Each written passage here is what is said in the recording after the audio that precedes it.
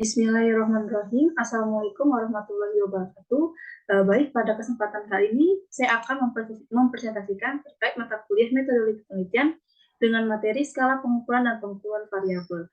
Dengan dosen pengampu Bapak Dr. Wirni Eka Putra, SE, MSc, CIKNR, CSRS. Dengan saya penyampai materi ini dengan Puan Maharani, NIM C130200082, kelas R10 akuntansi 2020. Masuk pembahasan pertama ya ini terkait skala pengukuran. Untuk pengertiannya sendiri, di mana skala pengukuran adalah serangkaian klasifikasi yang menggambarkan sifat informasi dalam suatu nilai yang diberikan pada suatu variabel. Hal ini tentu saja mengumumkan nilai-nilai yang diberikan pada suatu variabel satu sama lain, sehingga atas dasar itulah tingkat pengukuran digunakan untuk menggambarkan informasi dalam nilai-nilai tersebut. Nah, dengan menggunakan skala pengukuran ini, maka alat ukur yang digunakan akan menghasilkan data kuantitatif. Setelah proses pengukuran yang menghasilkan data kuantitatif itu yang serupa angka-angka tersebut, barulah kemudian ditentukan analisis statistik yang cocok untuk digunakan. Selanjutnya terkait tujuan dan juga manfaat dari skala pengukuran. Nah, tujuan pengukuran sendiri yaitu untuk menerjemahkan karakteristik data empiris ke dalam bentuk yang dapat dianalisis oleh peneliti. Nah, titik fokusnya ini kepada pemberi angka terhadap data empiris berdasarkan sejumlah aturan atau prosedur tertentu. Untuk skala pengukuran sendiri digunakan untuk mengklasifikasi variabel yang akan diukur supaya tidak terjadi kesalahan dalam menentukan analisis data dalam langkah penelitian selanjutnya. Nah, selanjutnya terkait komponen skala pengukuran. Nah, adapun komponen yang dibutuhkan untuk setiap pengukuran di antara ini seperti empirical event atau kejadian empiris, di mana ini merupakan sejumlah ciri-ciri dari objek, individu, atau sekelompok yang dapat diamati. Yang kedua yaitu terkait the use of the number atau penggunaan angka. Nah, komponen ini digunakan untuk apa? Untuk memberikan arti bagi ciri-ciri yang menjadi pusat perhatian oleh peneliti. Adapun juga a set of mapping rules. Nah, sejumlah aturan pemetaan. Nah, komponen ini sendiri merupakan pernyataan yang menjelaskan arti angka terhadap kejadian empiris. Nah, adapun juga selanjutnya terkait jenis skala pengukuran. Nah, di dalam ilmu statistik sendiri, skala pengukuran dibagi menjadi 4, seperti yang ditampilkan teman-teman. Adapun skala nominal, nah di mana skala nominal ini penelitian di mana peneliti akan mengelompokkan objek baik individu maupun kelompok ke dalam kategori tertentu dan disimbolkan sebagai label atau kode tertentu. Nah, kemudian angka yang diberikan kepada objek hanya apa memberikan arti sebagai label atau pembeda saja dan bukan untuk menunjukkan adanya tingkatan. Nah, adapun ciri-cirinya ini seperti yang ditampilkan di mana kategori data bersifat multi eksklusif, di mana setiap objek hanya memberikan satu kategori saja.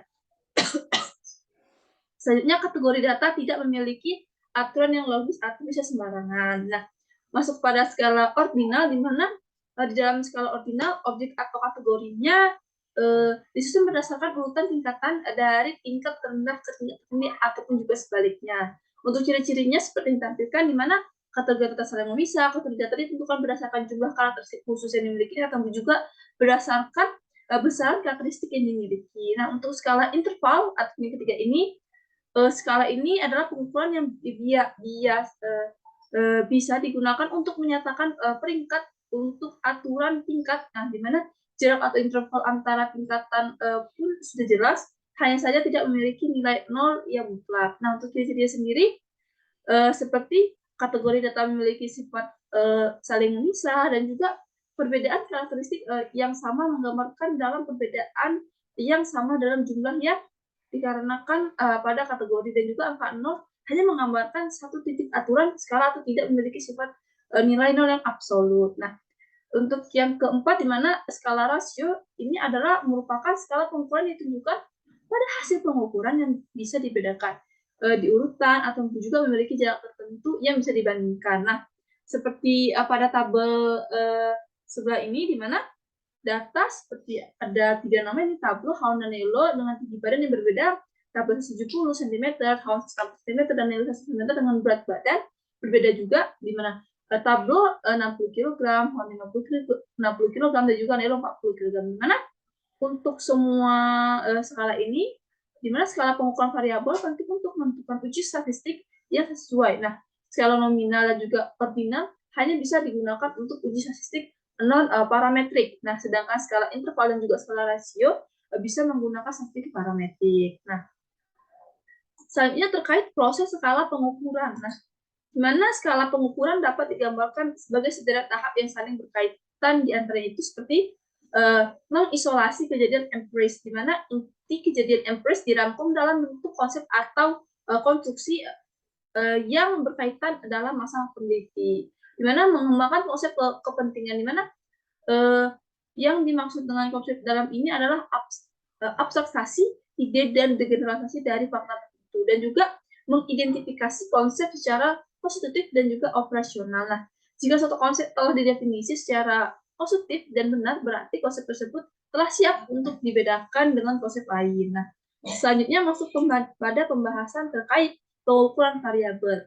Yang pertama terkait pengertian pengukuran variabel, di mana variabel penelitian sendiri adalah suatu atribut, nilai, atau sifat dari objek penelitian, bisa individu juga atau kegiatan yang berkaitan yang memiliki variasi tertentu dalam suatu objek dengan objek lainnya. Nah, umumnya juga variabel penelitian ini akan ditentukan oleh seorang peneliti untuk dipelajari atau digali informasi dari proses tertentu yang kemudian ditarik kesimpulannya. Adapun juga terkait tujuan dan juga manfaat dari pengukuran variabel, di mana seperti mengembangkan kerangka konseptual. Nah, oleh karena itu, kita sebagai peneliti harus dapat memahami arti variabel secara menyeluruh dan cara-cara untuk mengukurnya. Ada juga pedoman eksperimen. Nah, dalam istilah sederhana, suatu variabel memiliki atribut ukuran yang berubah atau bervariasi di seluruh percobaan, baik membandingkan hasil antara beberapa kelompok, adapun juga yang lainnya. Nah, dalam percobaan yang dilakukan dari waktu ke waktu.